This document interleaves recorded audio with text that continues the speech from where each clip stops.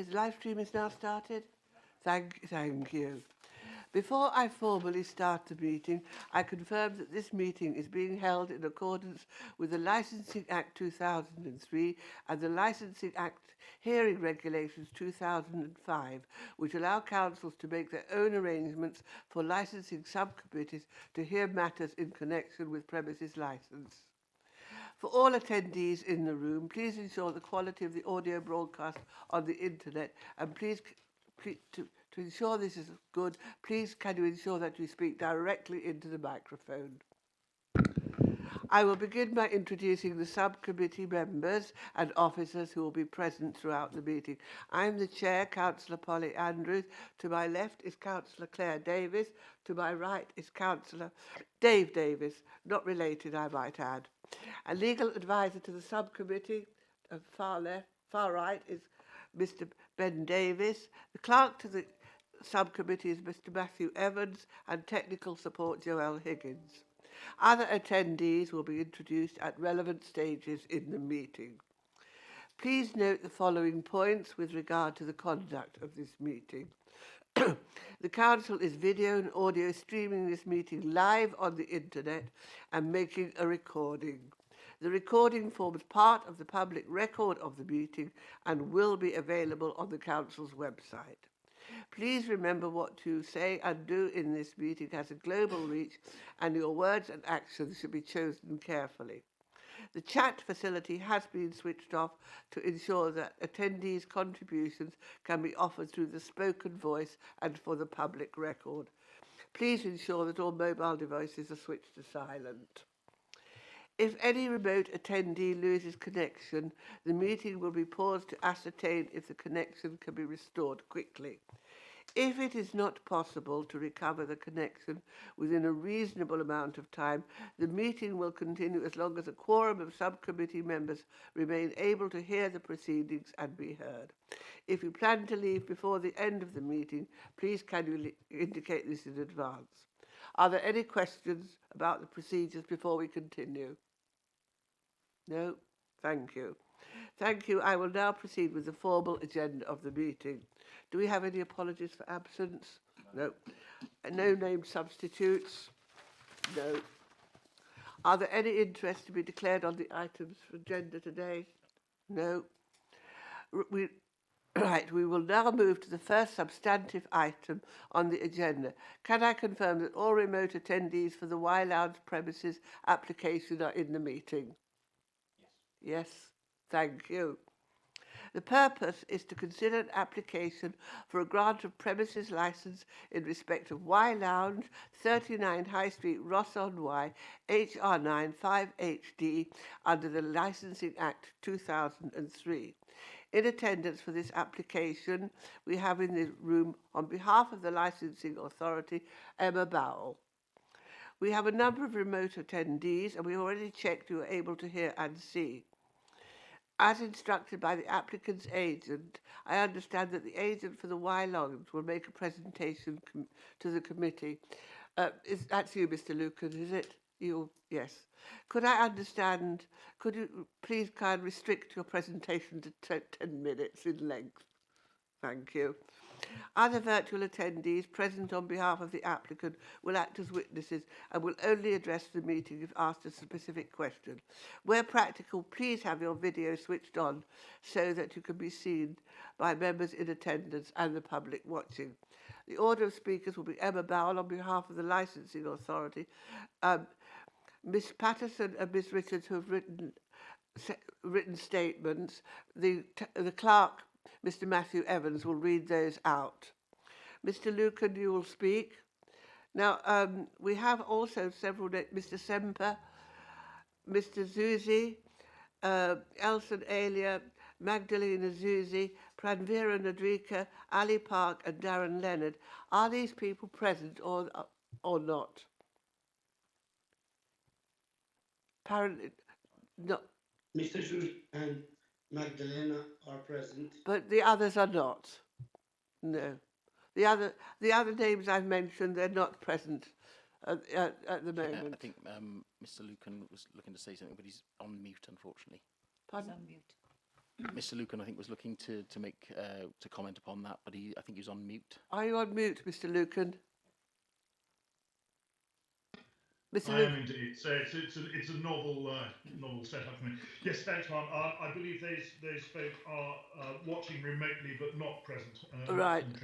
Thank you. Thank you. Right. Right then, we will start with the presentations. Emma. Thank you, Chair. So we're here today to consider an application for a grant of a premise licence in respect of Y Lounge, 39 High Street, Ross and Y, HR9 5HD, under the Licensing Act 2003. The recommendations are that the subcommittee determine the application with a view to promote the licensing objectives in the overall interests of the local community. They should give appropriate weight to the steps that are appropriate to promote those licensing objectives, the representations, including any supporting information presented by all parties, the guidance issued to local authorities under Section 182 of the Licensing Act 2003, and the Herefordshire Council Statement of Licensing Policy 2020 to 2025. And the reasons for these recommendations are it ensures compliance with the Licensing Act 2003. There are a number of options open to the subcommittee. One would be to grant the licence subject to conditions that are consistent with the operating schedule accompanying the application and the mandatory conditions set out in the Licensing Act 2003, or grant the licence subject to modified conditions to that of the operating schedule, to exclude from the scope of the licence any of the licensable activities to which the application relates to refuse to specify a person in the licence as the DPS, designated premises supervisor, or to refuse the application. The application for the grant of the premise licence has received relevant representation and is therefore brought before the subcommittee for determination. Herefordshire Council Statement of Licensing Policy 2020 to 2025 states all representations must be relevant. For example, they must be about the likely effect of the grant of the application. This is followed paragraph 8.57 in the Section 182 guidance, which uses the same wording. So the details of the application are as follows. The applicant is Mr. Bafjar Zuzi. The agent is the licensing guys. We received the application on the 2nd of February 2024. The 28 days consultation started on the 3rd of February 24 and ended on the 1st of March 24, which is 28 days later. The application can be found at Appendix 1 and requests the following. Live music indoors, Monday to Thursday, 7 p.m. until 11 p.m, Friday to Saturday, 7 p.m. until 2 a.m, and Sunday, 2 p.m. until 10 p.m. Recorded music, Sunday to Thursday, 9 a.m. until midnight, Friday to Saturday, 9 a.m. until 2 a.m. Late night refreshment, Sunday to Thursday, 11 p.m. until midnight, Friday to Saturday, 11 p.m. until 2 a.m. Sale and supply of alcohol for consumption on the premises, Sunday to Thursday, 11 a.m. until 11:30 p.m, and Friday to Saturday, 11 p.m. until 01:30. Non-standard timings of Friday and Saturday hours are applied on Christmas Eve, Christmas Day, Boxing Day, New Year's Eve, New Year's Day, Valentine's Day, bank holidays and Sundays before a bank holiday Monday. The committee should be aware that under the Live Music Act of 2012, as amended, an alcohol licensed premise can have live and or recorded music from 8 a.m. until 11 p.m. for up to 500 people, without the need for these activities to be on a premises licence. A set of conditions offered by the applicant to promote these licensing objectives can be found at Appendix 2. One representation was received from the responsible authorities, and that was Trading Standards. The set of conditions proposed were accepted by the applicant and the applicant's agent can be found at Appendix 3. 3 relevant representations were received from members of the public in line with the licensing objective prevention of public nuisance, which the licensing authority have accepted as being relevant, and those can be found at Appendix 4. So a bit of history regarding the premises. The premises was first licensed in March 17 under the name Tapas Restaurant and Bar. In May 22, the licensing department received transfer and varied DPS applications, along with a change of premises name. The premises licence was granted in June 22 in the name of Olva Limited, and the premises licence is Leonard's at 39. In July 22, an application was received to vary the premise licence to extend the terminal hour on Fridays and Saturdays until 0200 hours for purposes of alcohol sales, late night refreshment and live and recorded music, and the variation was granted in August 22.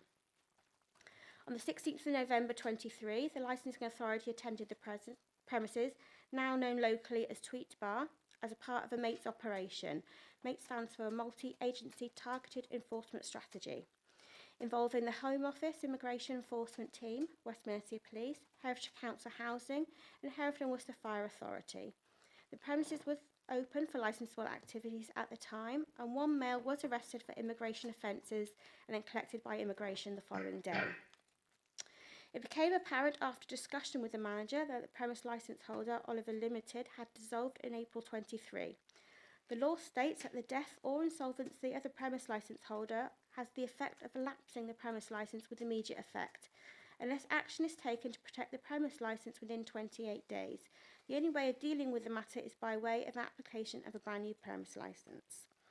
As the director of the company of Oliver Limited had not informed the licensing authority that the company had dissolved, nor had the licensing authority received a transfer application, the premise was carrying out licensable activities without an authorisation in place.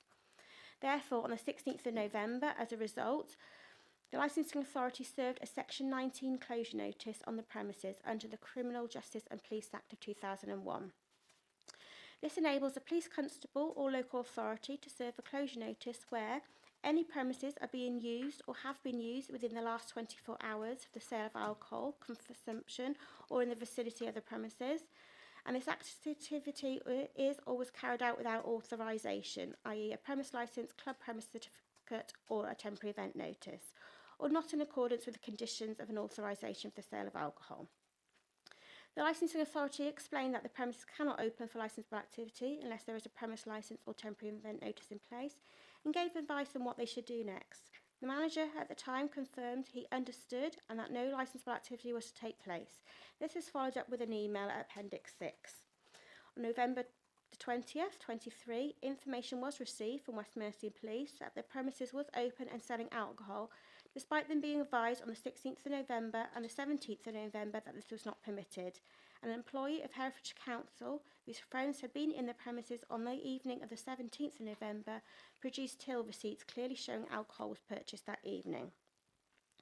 Following application made on the 2nd of February 24, the applicant's agent submitted 4 temporary event notices, also known as TENs, to allow the sale and supply of alcohol for consumption on the premises and for late night refreshment on the following dates: the 10th to 12th of February 24 from 11 a.m. until 2 a.m, the 13th to the 18th of February, the 20th to 25th of February, and the 27th of February to the 3rd of March, Tuesday to Thursday 11 a.m. till midnight, and Friday to Saturday 11 a.m. until 2 a.m. As regulated entertainment was not applied for on the temporary event notices, this was not permitted. The applicant, Mr. Zuzi, was not at the premises nor in charge of the premises when the MATES operation and unlicensable activity took place. Any decision may have an impact on the local community. This report is in relation to a premise licence under the Licensing Act 2003, and as such there are minimal environmental impacts for the council. Equality duties and legal implications are set out in this report, and your legal advisor can advise on those further if so needed.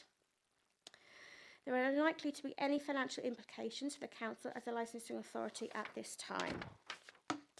There is a right of appeal under Schedule 5 Part 1, Section 1 of the Licensing Act, and any appeal should be made to Magistrates Court within 21 days of the decision being served on the applicants.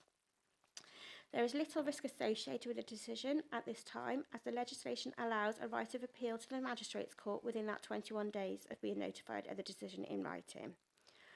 All responsible authorities and members of the public living within Herefordshire were consulted. Appendices 1 to 6 are found at the back of this report, and some supplements were served on the committee during the last couple of days. I'd just like to state, Chair, that Environmental Health Noise Protection Team did submit a representation on behalf of the responsible authority. However, this found their way into our junk email, so it only became apparent that the applicant agreed those conditions on the 20th of the 2nd. Thank you, Chair. Thank you. We did get the update last night. Thank you very much, Emma. I will now go to Mr. Evans, the clerk, who is going to read out 2 letters from local residents. Thank you, Chair. First statement is on behalf of Ms Patterson. Ladies and gentlemen, thank you for giving me this opportunity to address yourselves. Unfortunately, I am not able to appear in person due to childcare issues, so I hope this statement will be taken into account in my absence.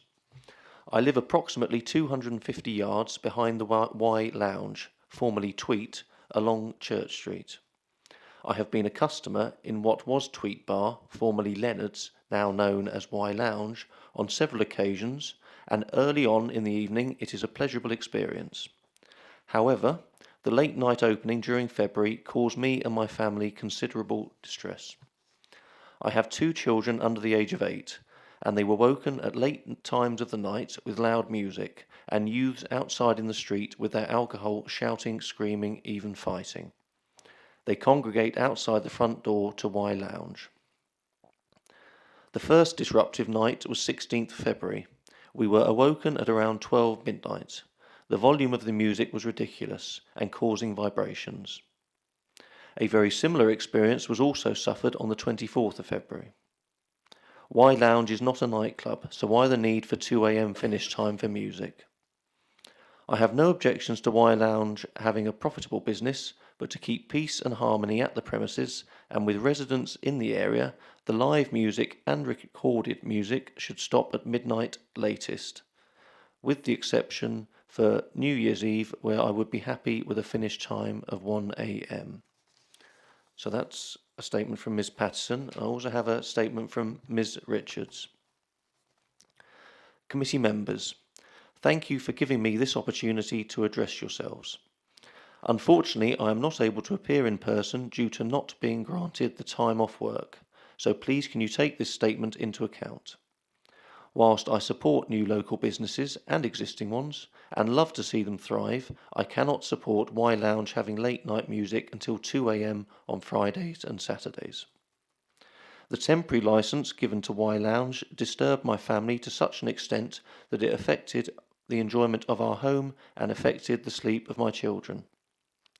Specifically, the noise and incident which occurred Saturday the 24th of February 2024 around 1:30 a.m. Loud music could be heard from the premises throughout the night, and on closing a disturbance broke out where several customers were fighting.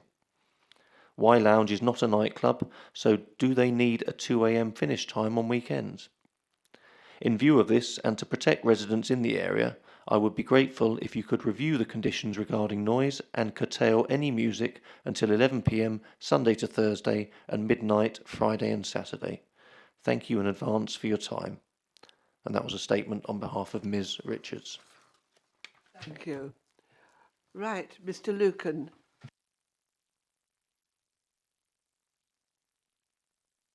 You're on mute. You're on mute. Mr Lucan.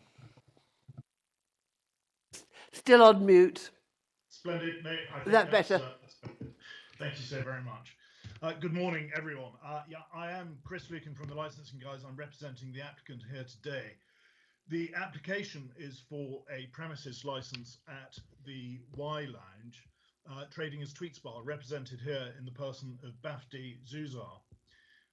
This is a family-oriented bar and restaurant into which the applicant has made considerable investment towards the layout and design of the venue to ensure that it's made up to the standards deserved for Ross-on-Wye, giving a first-class aspect whilst creating further employment for local residents.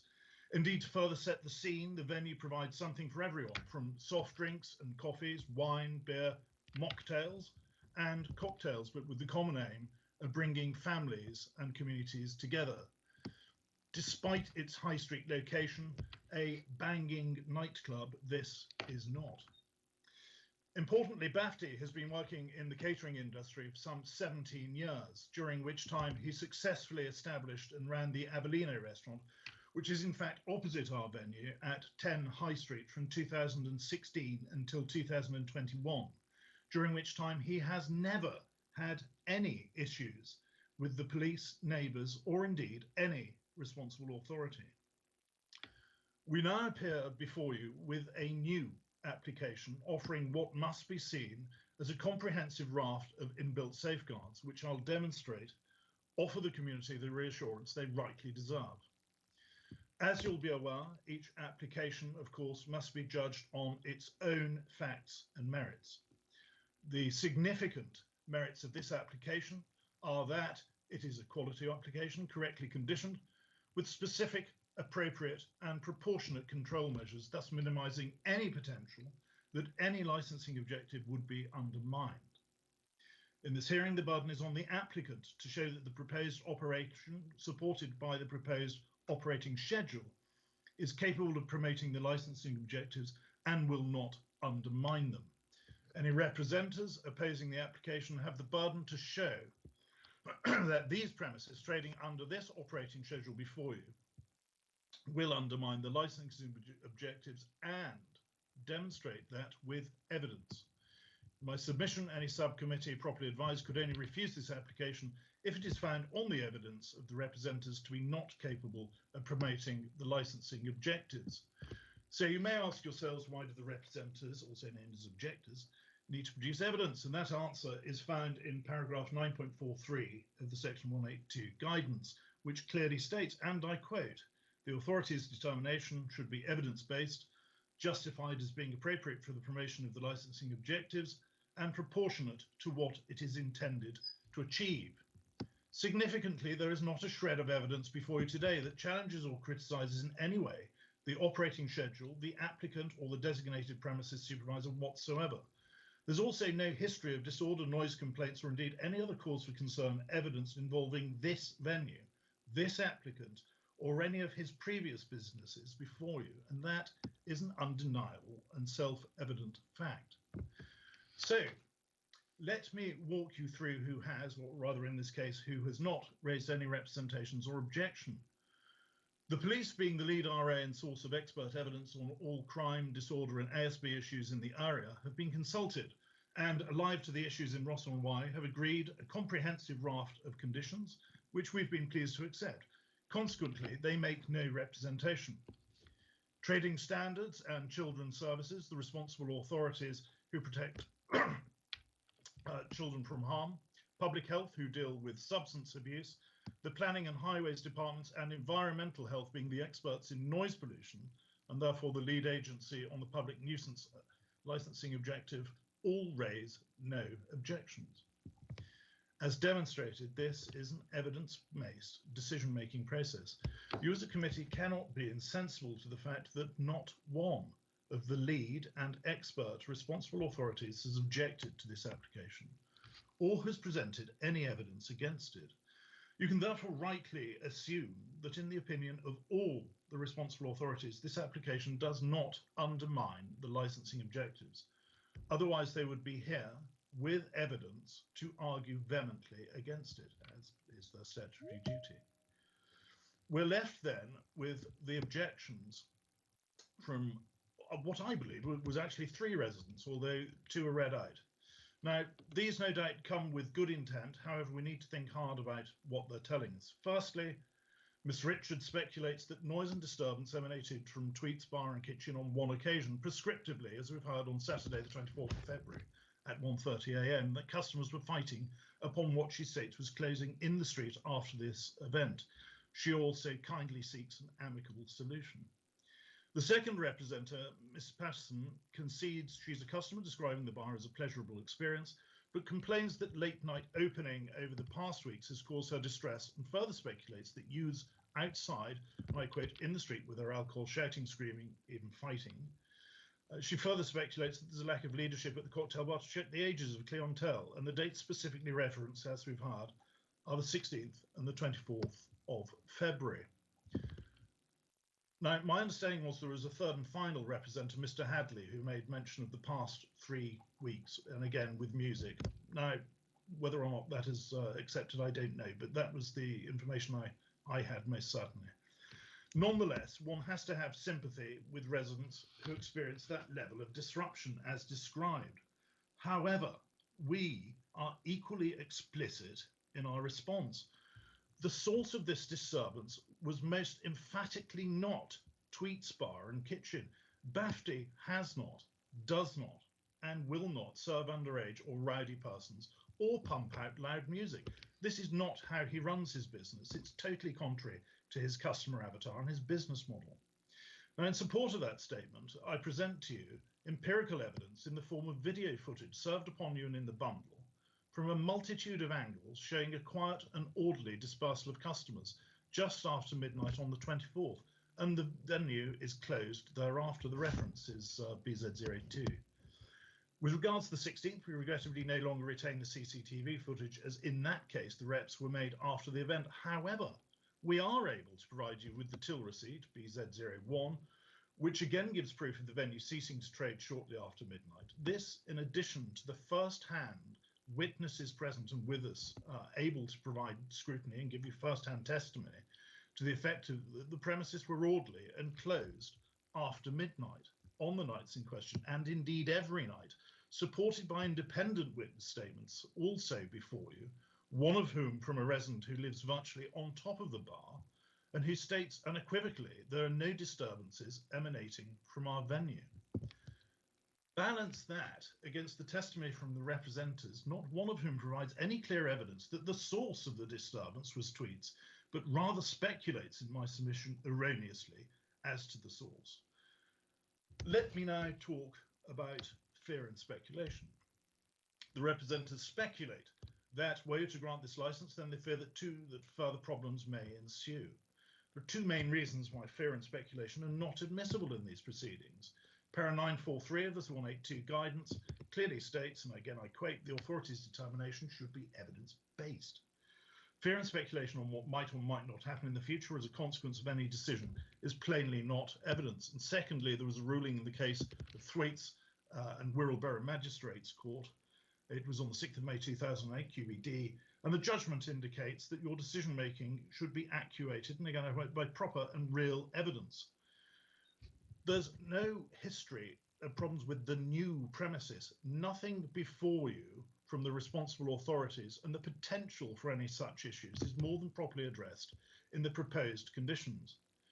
In any event, Parliament has already provided a mechanism to deal with any future problems emanating from licensable activities at these or indeed any other premises, and this being a premises license review provided by Section 1 of the Licensing Act 2003, with which I know you are fully familiar. Were you to grant this license and any problems should ensue, then the aforementioned Section 51 process would take root. May I further remind us all of Para 226 of the Section 182 guidance, where it clearly states that beyond the immediate area surrounding the premises, these are matters for the personal responsibility of individuals under the law. An individual who engages in ASB is accountable in their own right. Therefore, notwithstanding the fact that our premises was closed 2 to 3 hours before the disturbance, what happens away from the shop is not necessarily BAFTI's responsibility, unless he has sold alcohol irresponsibly to children or drunks, which he never has. Having then rebutted the accusations erroneously levied towards our premises, I now have the more pleasurable task of clarifying for you those safeguards which will ensure by condition that these premises offer you and your communities the fullest support of licensable objectives. Now, in the normal course, I might run through those, but in this case, given the time limitation, I think it would be pertinent to refer you to those conditions within the bundle. Thank you. We have seen them. That's most kind, Mum. Thank you for your help in that regard. In short, this hearing is simply about whether this very pleasant bar and restaurant operating these hours in accordance with this operating schedule, including the comprehensive raft of conditions, will undermine or promote the licensing objectives. Now, very clearly our position is that it will not undermine them, and all the responsible authorities raise no issues with its substance, content, and inbuilt safeguards.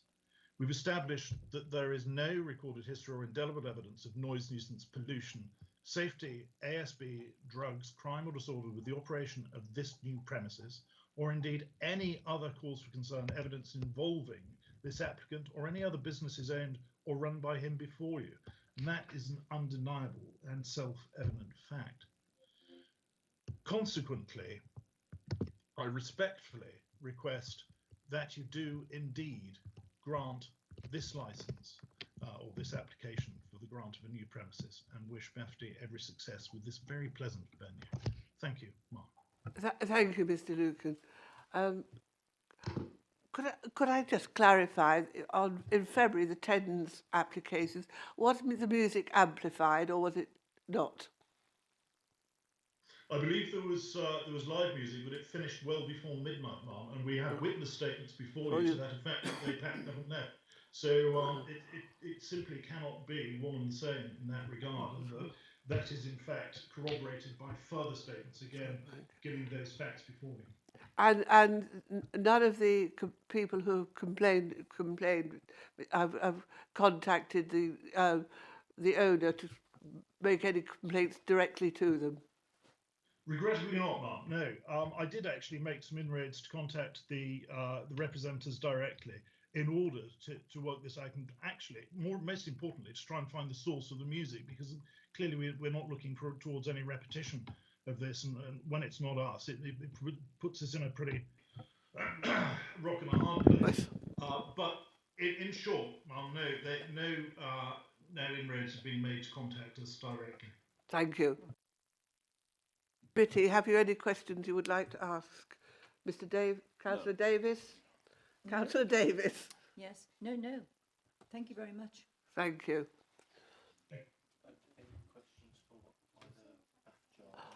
Do you have any questions for BAFTA or Magdalena committee? No. No questions at all? No, I don't think so. Yeah, I just wanted just to expand on your point, just a question for Mr. Lucan, if I may. Just it relates to paragraph 16 of the officer's report, and I just wanted to confirm that there was a concern that maybe the entertainment that was provided whilst the tender in place may have constituted regulated entertainment. Is it the case that your position is that it wouldn't qualify as regulated entertainment? No, sir. In short, no. No. Thank you. Thank you. No other questions? No, Chair. No. Thank you. Thank you. Right. Thank you very much for that. We will now adjourn to discuss the application. What is the time? Sorry. 10:30. 10:30. If you come back at 11 o'clock. Thank you very much. If you could come back 5 minutes before, just so that, we can check that everything's working. Splendid. Thank you.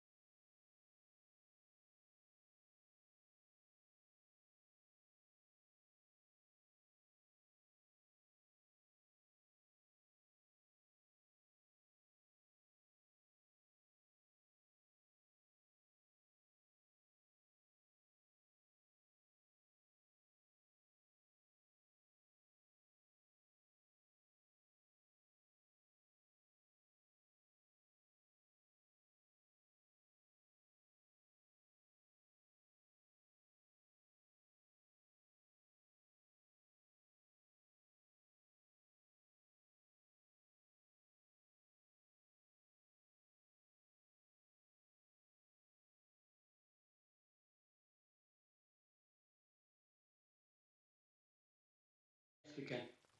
Fine, good. I will read out the decision of the committee. The subcommittee's decision is to grant the premise licence as applied for in respect of Y Lounge, 39 High Street, Ross-on-Wye. The subcommittee has taken into account the written representation from Senior Licensing Officer Emma Bowell and Mr. Lucan of the Licensing Guys on behalf of the applicant, Mr. Zuzi. The committee has fully considered all the relevant paperwork, including the law, policy and guidance. The committee has also considered the evidence presented during the hearing.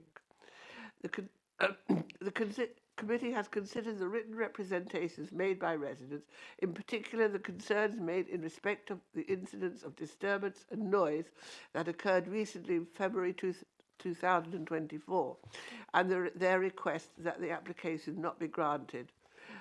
The committee has taken these representations seriously. The committee has listened carefully to the representations and extensive information supplied by Mr. Lucan, and in particular the committee notes that the submissions provided by Mr. Lucan in relation to the objections and the measures that will be put in place to address and meet the licensing objectives. It is noted that responsible authorities had requested additional conditions to be put in place and that these have been accepted without amendment by the applicant. Taking all the facts into consideration, the nature of the incidents that have occurred, the objections raised by residents and the licensing objectives, together with the extensive representations on behalf of the applicant, including additional conditions they have accepted, the committee feel that it is appropriate to grant the application as applied for. The committee further notes that should incidents occur that adversely impact upon residents that are attributed to the Y Lounge, the licence can be reviewed. Appeal information. Under Schedule 5, Paragraph 2 of the Licensing Act 2003, the applicant or a person who made relevant representations may appeal against a decision. Schedule 5, Paragraph 9 states that such an appeal must be made to the Magistrates' Court within a period of 21 days from the date that the applicant is notified in writing of the decision. And should you wish to appeal against the decision, it is recommended you obtain your own legal advice or contact the Magistrates' Court at Bar Street, Hereford. This concludes the item for this meeting. Before I formally close the meeting, can I check with Democratic Services that the live stream has been switched off and we are no longer broadcasting live or recording?